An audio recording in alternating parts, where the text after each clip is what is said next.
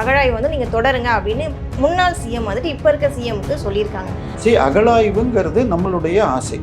So பழசை தெரிஞ்சுக்கணும். அதில் 2-3 விஷயங்கள் இருக்குது. பழசை தெரிஞ்சுக்கிட்டால் என்ன தவறு நடந்ததுன்னு திருத்திக்கவும் முடியும். ஹிஸ்ட்ரியுடைய மெயின் யூஸே அதுதான்.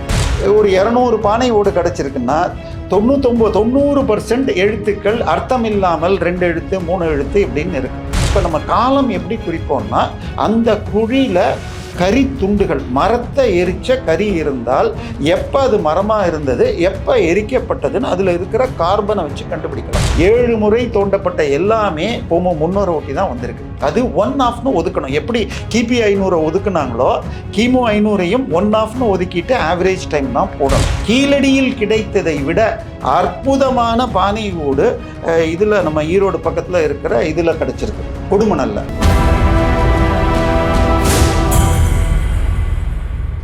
நேயர்களுக்கு வணக்கம். இன்னைக்கு நம்மளோட சிறப்பு நேர்காணலுக்கு வந்திருக்காங்க பிரபல அரசியல் விமர்சகர் திரு தேவப்பிரியா அவர்கள். வணக்கம் சார். வணக்கம் சார். இப்போ மறுபடியும் அதாவது திமுக ஆட்சியில் வந்துட்டு அகழாய்வுன்னு ஒரு இது பண்ணிட்டு இருந்தாங்க. இப்போ அதை மறுபடியும் தொடரணும், அகழாய்வு வந்து நீங்கள் தொடருங்க அப்படின்னு முன்னாள் சிஎம் வந்துட்டு இப்போ இருக்க சிஎம்க்கு சொல்லியிருக்காங்க. எங்களுக்கு என்ன ஒரு இதுனா, கீழடின்னு சொல்லிட்டு நம்ம தொடர்ச்சி பார்த்துட்டு இருந்தோம் சார். அதை பற்றி ஒரு தெளிவு வந்து மக்கள் கொடுத்தா நல்லாயிருக்கும். இல்லை, முதல்ல இவர் சொன்னதுக்கு காரணம் தென்காசி பக்கத்தில் நடக்கிற அகழாய்வில் சில நல்ல விஷயங்கள் சிலது கிடச்சிருக்கு. ஸ்டெப்பு வச்சு கிணறுலாம் கிடச்சிருக்குங்கிறாங்க. பட் அதனுடைய காலங்கள் 2500 வருஷம் பழசுங்கிறாங்க. அது இன்னும் கொஞ்சம் டேட்டா வந்தால் தான் நான் இப்போதைக்கு அதை விமர்சிக்க முடியும். கீழடியை பொறுத்த வரைக்கும் என்னன்னு சொன்னார், சரி, அகழாய்வுங்கிறது நம்மளுடைய ஆசை. ஸோ பழசை தெரிஞ்சுக்கணும். அதில் 2-3 விஷயங்கள் இருக்குது. பழசை தெரிஞ்சுக்கிட்டால் என்ன தவறு நடந்ததுன்னு திருத்திக்கவும் முடியும். ஹிஸ்ட்ரியுடைய மெயின் யூஸே அதுதான். ஸோ இப்போ அடுத்தது நமக்கு பழையசை முழுசாக தெரிஞ்சுக்கணும். சங்க காலம்னு புக்கு இருக்குது. இப்போ அதில் நடந்ததெல்லாம் உண்மையா இல்லை வெறும் கதைகளா? மத விஷயங்களுமே எடுத்துக்கலாம். இப்போ எல்லா மதங்களுமே எடுத்துக்கலாம். ஸோ ஹிந்து மதத்தில் இருக்கிறதோ கிறிஸ்துவத்துலேயோ இஸ்லாம்லேயோ இருக்கிறது அந்தந்த நாட்டில் அவங்க தோண்டி அது மாதிரி நடந்ததா? ஏன்னா உலகத்தில் மிகச்சில நாடுகளில் தான் 2000 வருஷம் பழைய ஹிஸ்ட்ரியே இருக்கும்.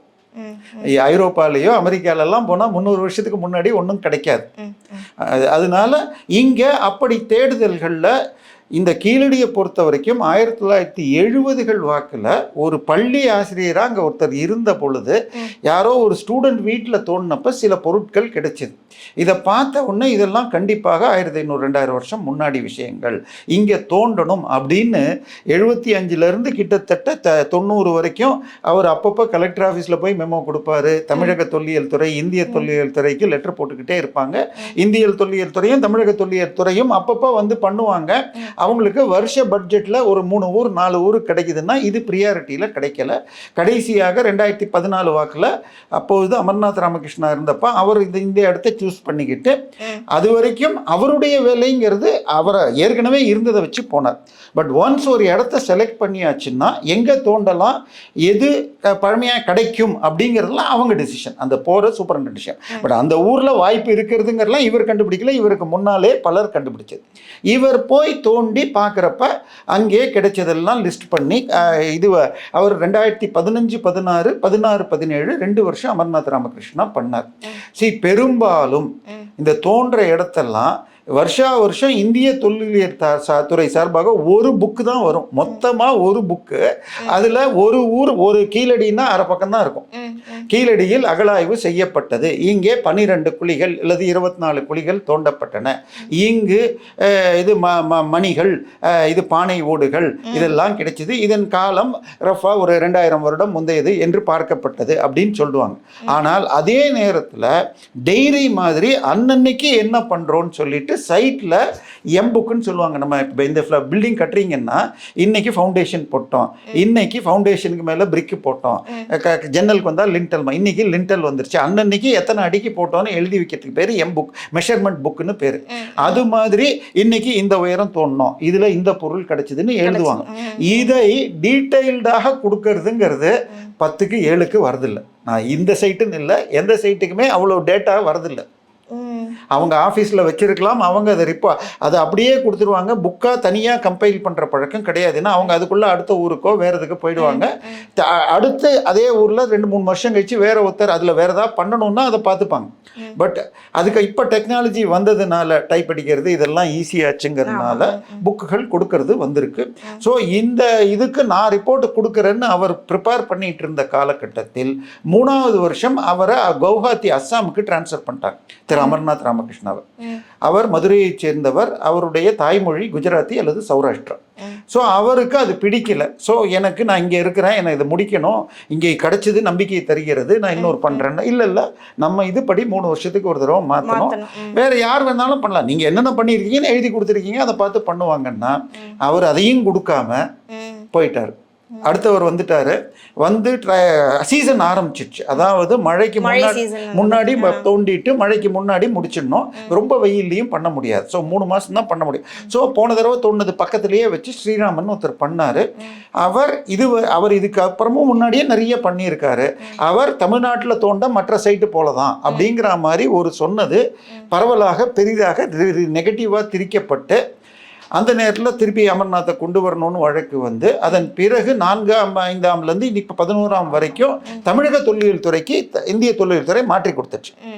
இவர் 2015, 16, 17 பண்ணதை பற்றி 2019 திருவனந்தபுரத்தில் இருக்கிற கேரளா பல்கலைக்கழகத்தில் ஒரு கட்டுரை கொடுத்துருக்கார். இன்னைக்கும் ஆன்லைனில் இருக்கு.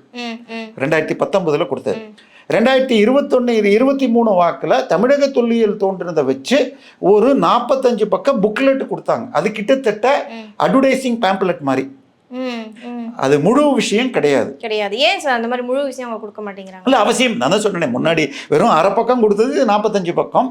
பட் கொடுக்கப்பட்டது முழுக்க, அதாவது அவங்களுக்கு எது மக்களுக்கு போனால் பிடிக்குமோ அதுக்கேற்ற மாதிரி சொல்கிறது.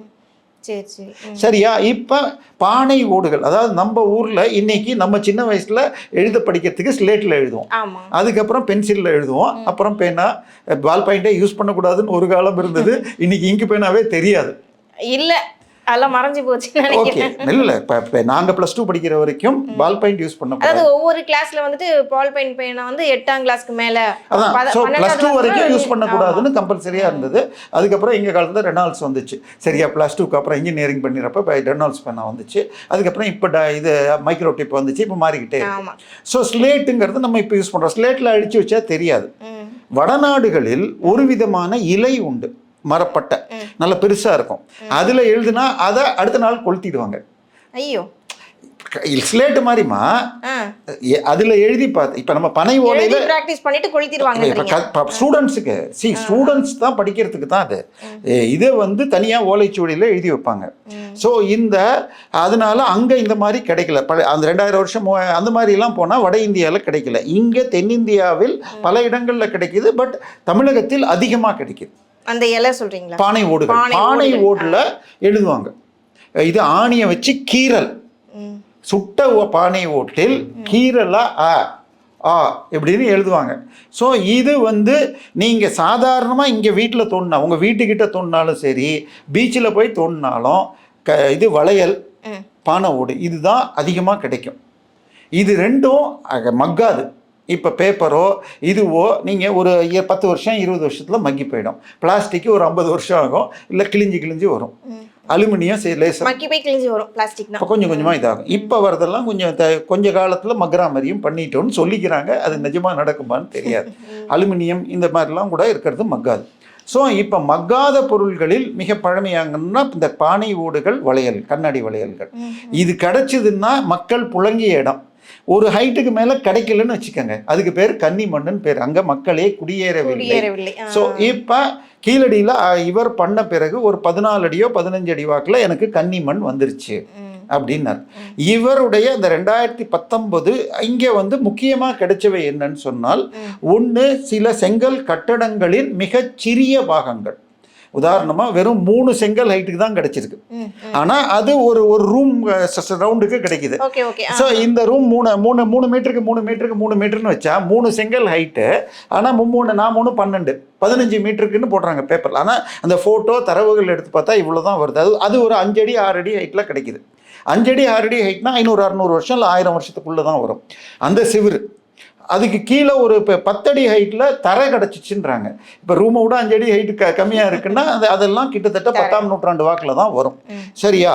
ஆனால் பானை ஓடுகள், அதுக்கு அடுத்தது கிணறுல உரை கிணறுன்னு. இப்போ நீங்கள் வீட்டில் கிணறு தோண்டினீங்கன்னா, இன்றைக்கி போர் ஆயிடுச்சு, கிணறு தோண்டினா தண்ணி இறங்கக்கூடாதுன்னு சொல்லி ரிங்கு அதுக்கு அது மாதிரி அந்த காலத்தில் உரன்னு போட்டிருக்காங்க. அந்த உரைகள் கிடைக்கிறது. ஸோ கிணறுனாலே நம்ம இப்போ இங்கே இருக்கிறோம்னு வச்சுக்கோங்க, கிணறு தோன்ற பழக்கம் இருந்தால் பல்லாவட்டில் எங்கள் வீட்டில் இன்றைக்கும் கிணறு இருக்குது, 30 அடி கிணறு. அதுக்கப்புறம் அதில் தண்ணி இல்லாமல் வருஷத்துக்கு 3 மாதம் இப்போ போரும் பக்கத்தில் போட்டோம். சரியா? ஸோ இப்போ 30 அடியில் ஒரு 10 அடியிலேருந்து உர போட்டிருக்கோம். ஸோ இப்போ இருக்கிற லெவலோட 10 அடியில் தான் போர் இருக்கும். ஸோ 10 அடி கீழே உர கிடச்சா அது 1000-2000 வருஷம் போகுமாங்கிறது அந்த இடம் தொல்லியல் அறிஞர் தான் தெரியும். நான் எல்லாமே இல்லைன்னுலாம் சொல்லலை. ஸோ உரை கிணறு கிடச்சிருக்கு, பானை ஓடுகள் கிடைக்கிறது, செங்கல் சுவர்கள் கிடைச்சிருக்கு, அப்புறம் மணிகள், சூது பவளம்னு ஒரு விதமான மணி அது இந்தியா தமிழ்நாட்டில் கிடைக்காது, குஜராத்லேருந்து இங்கே வரணும். இது போன்ற பொருட்கள் கிடைக்குது. ஒரு பெண் பொம்மை, மண் பொம்மை கிடைச்சது, சுட்ட மண்ணால் செய்யப்பட்ட ஒரு பெண் உருவம் முகம் கிடைச்சது வந்தது. இதை ஆராய்ச்சி செய்த ராஜவேலுங்கிறவர் அது பெண் தெய்வம்னு சொன்னார். ஆனால் நம்ம இதில் அது வெறும் பெண் முகம்னு போட்டாங்க, ஃபிகரின்னு போட்டிருக்காங்க இவங்க போட்டது. ஆனால் அன்றைய நிலையில் அந்த 2000 வருஷம் பழமையெல்லாம் பெண் தெய்வத்துக்கு தான் பண்ணுவாங்க. 90% அது பெண் தெய்வமாக இருக்கத்தான் வாய்ப்பு. ஆனால் நம்மளை பொறுத்த வரைக்கும், இவங்களை பொறுத்த வரைக்கும் பெண் தெய்வம்னு சொல்லக்கூடாதுன்னு வெறும் ஃபிகரின்னு போட்டாங்க, பெண் உருவம் அப்படின்னு போட்டாங்க. ஸோ இந்த பானை ஓடுகளில் ஒரு 200 பானை ஓடு கிடச்சிருக்குன்னா 90% எழுத்துக்கள் அர்த்தம் இல்லாமல் 2 எழுத்து 3 எழுத்து இப்படின்னு இருக்கு. அந்த எழுத்துக்கள் வந்துட்டு நம்ம தமிழ் மொழி மாதிரி இருந்துச்சுன்னா இல்லைம்மா, நீங்கள் இன்னைக்கு இருக்கிற எழுத்துலையே இப்போ நீங்கள் வெண்ணெய்ன்னு எழுதுறீங்கன்னு வச்சுக்கோங்க, நை போடணும்னு வைங்க. இப்போ நே போட்டு ஈ போடலாம், பட் நை போட்டால் நான் ஸ்கூலில் படிக்கிறப்பெல்லாம் மேலே கொம்பு போட்டு நை வரும். இப்போ பக்கத்தில் எழுதுகிற மாதிரி வந்துருச்சு. அதே மாதிரி ரா பெரிய ரா காக்கா ரா போட்டிங்கன்னா இப்படி கீழே இப்படி வரணும். இதெல்லாம் பிரிண்டிங்க்கு சரி வரலன்னு சொல்லிட்டு அந்த நெய் இல்லை லைனா இப்படி போடணும். இதுக்கெல்லாம் பிரிண்டிங்க்கு அந்த மொத்தமே 4 லை தான் இருக்குது, 10 லை வருதுன்னா ஒரு லாவும் இதுவும் வச்சுட்டா ஈஸின்னு பிரிண்டிங்காக ஈவேராவுடைய ஒரு இதில் சொன்னதுனால அவர் இப்படி மாற்றி ட்ரை பண்ணுவோன்னதுனால இப்போ நம்ம பாடப்புத்தகத்தில் இது ஈவேரா செய்த சீர்திருத்தம் இருக்காங்க. ஈவேராக்கு 30 வருஷத்துக்கு முன்னாடி 1915 இந்த சீர்திருத்தத்தை பலர் சொல்லியிருக்காங்க. ஸோ இன்னைக்கு இப்போ பழைய புக்கை நான் ஒரு 75 வருஷத்துக்கு முன்னாடி புக்கை இன்னைக்கு இருக்கிற பையன்கிட்ட கொடுத்தா இது என்னமா எழுத்துன்னு கேட்பான். ஆமாம், சரியா? ஸோ எழுத்துக்கள் மாறிக்கிட்டே இருக்கும். ஸோ இப்போ நம்ம எல்லா இந்தியா முழுக்க இருக்கிற எல்லா எழுத்துக்களுமே ஆரம்பத்தில் பிராமிங்கிற ஒரு எழுத்து முறையில் எழுதப்பட்டது. ஸோ பிராமிங்கிறத அசோகர் பிராமி, அதுக்கு முன்னாடி கரோஷ்டின்னு ஒன்று இருந்திருக்கு. கரோஷ்டிங்கிறது நம்ம இப்போ வலது இடதாக இப்படி எழுதுகிறோம், வலதுலேருந்து இப்படி போகுது. ஆனால் இன்றைக்கும் அரபி ஹிப்ருலாம் இப்படி எழுதுவாங்க, கரோஷ்டியும் அப்படி தான் இருக்குது. ஓகேவா? ஸோ இது பிராமி இப்படி தான் எழுதுகிறாங்க. இதில் பிராமியை தமிழில் எழுதுனா தமிழ் பிராமி, தெலுங்கில் ஒரு பேச்சுக்கு சொல்கிறேன், ஒடியாவில் எழுதுனா கலிங்க பிராமின்னு பேர். ஸோ இப்படி வரும். ஆனால் இதுக்கெல்லாம் மிக பழமையானதாக நம்ம கீழடிக்கெல்லாம் முன்னாடி இந்தியா முழுக்க பழமையானதுன்னு சொன்னால் அசோக மன்னர் வெட்டி வச்ச கல்வெட்டுகள் கிட்டத்தட்ட 26 கல்வெட்டுகள் இருக்குது. ஸோ அவற்றினுடைய காலம் 252லேருந்து 230. ஸோ இப்போ நம்ம இவங்களை பொறுத்த வரைக்கும் தமிழ் தான் உலகத்தில் பழைய மொழி அப்படின்லாம் சொல்லிக்கிறது நமக்கு பெருமையாக இருக்கிறது.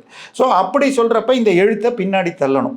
நமக்கு எவ்வளோ பழசோ நம்மளை விட பழசு இலங்கையிலையும் கிடச்சிருக்கு. ஸோ யாழ்ப்பாணத்து பக்கத்தில் இருக்கிற அப்போ என்ன சொன்னாங்கன்னா, இங்கே அசோகருடைய மகன் சங்கமித்ரானும் மகளையும் இலங்கைக்கு அனுப்பிச்சாங்க. அவங்க மூலமாக பரவி அங்கேருந்து தமிழ்நாட்டுக்கு வந்துச்சுன்னு முன்னாடி தேறி இருந்துச்சு. ஸோ 250 வாக்கில் அசோகர் படகு மூலமாக, ஏன்னா ரோடு மூலமாக வரதை விட படகு மூலமாக வருதுங்கிறது எளிது. இங்கேயும் நம்ம மிளகு உலகத்துக்கு 1600 வரைக்கும் காரம் வேணும்னா மிளகு தான். அது தமிழ்நாட்டிலையும் இலங்கையில் மட்டும்தான். மிளகாங்கிறது அமெரிக்கா கண்டுபிடித்த பிறகு மெக்சிகோலேருந்து தான் இன்றைக்கி நீங்கள் சமையலுக்கு மிளகாவும் தக்காளி இல்லைன்னா உங்களுக்கு சமைக்க தெரியாது. இது ரெண்டுமே மெக்சிகோ வரைக்கும் 17ஆம் நூற்றாண்டு ஆரம்பம் வரைக்கும் உலகத்துக்கு தெரியாது. ஸோ காரம் வேணும்னு சொன்னால் தமிழ்நாடும் இலங்கையிலிருந்து மிளகு போகணும்.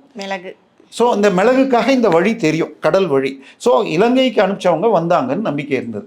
பட் இங்கே இந்த பானை ஓடுகள் கிடைத்த பிறகு இங்கேயும் அதே டயத்தில் வந்துருச்சுன்னு முன்னாடி வியாபாரம் ஆரம்பிச்சது.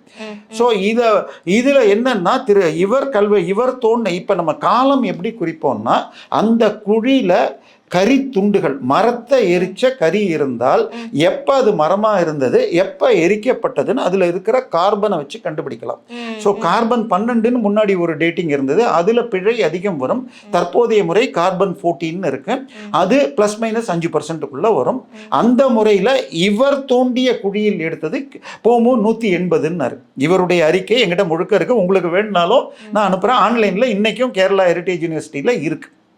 ஆனால் இவர் 2022 தமிழக தொல்லியல் துறை கொடுத்த பிறகு அவங்க இப்போ விஷயத்தில் அந்த 45 பக்கத்தில் எப்படி இருக்குன்னா, நாங்கள் மொத்தம் 2 வருஷமோ 3 வருஷத்துடைய இதில் கிடைச்ச 7 கரித்துண்டு 12 எடுத்தோம், அதில் 7 அமெரிக்காவுக்கு அனுப்பிச்சோம். அந்த 7ல் 1 போமு 580, மீதம் போமு 200 சில்லற 100 சில்லற, போஆ 100, போஆ 250, ஒன்று பொது ஆண்டு 500 ஒட்டி. இவங்க பொது ஆண்டு 550 பற்றி எங்கேயுமே இருக்காது ரிப்போர்ட்டில். ஆனால் ரிப்போர்ட்டு ஃபுல்லாக இந்த போமு 580 பிடிச்சி வச்சுப்பாங்க. இவங்களுக்கு என்னன்னா இது அசோகருக்கு முன்னாடி கொண்டு போய்ட்டுறதுக்கு. ஒரு குழியில் இப்போ தோண்டிட்டு போகிறப்ப மேலேருந்து கீழே போகிறீங்கன்னு வச்சுக்கோங்க, மேலே இருக்கிறது இப்போ தோண்டிங்கன்னா 100 வருஷத்துக்கு முன்னாடி, அதுக்கப்புறம் ஒரு 300 வருஷத்துக்கு முன்னாடி அதுக்கும் கீழே போகும் அப்படிங்கிறது ஒரு சாதாரண அறிவு. ஆனால் அந்த குழி கலைக்காமல் இருந்து அப்படியே இருந்தால் தான் அதை ஏற்றுக்க முடியும்.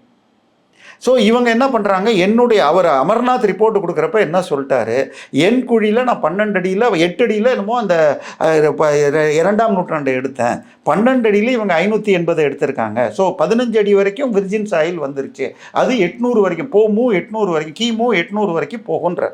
இவருடைய குழியில் அந்த மாதிரி ஒன்று கிடைக்கல. இதன் பிறகு கடந்த 7 முறை தோண்டப்பட்ட எல்லாமே போமு 300 ஒட்டி தான் வந்திருக்கு. அது 1/2ன்னு ஒதுக்கணும். எப்படி கிபி 500 ஒதுக்குனாங்களோ கிமு 500ஐயும் 1/2ன்னு ஒதுக்கிட்டு ஆவரேஜ் டைம் தான் போடணும். சரி, ஒரு பேச்சுக்கு இது 300க்கு முன்னாடினே வச்சுக்கிட்டா கூட கீழடியில் முதல் முறை தோண்டப்பட்டதாக இருக்கட்டும், இதுவரை தோண்டப்பட்ட எல்லாத்துலேயுமே ஒரு பானையில் திசன்னு ஒரு வார்த்தை இருக்கிறது.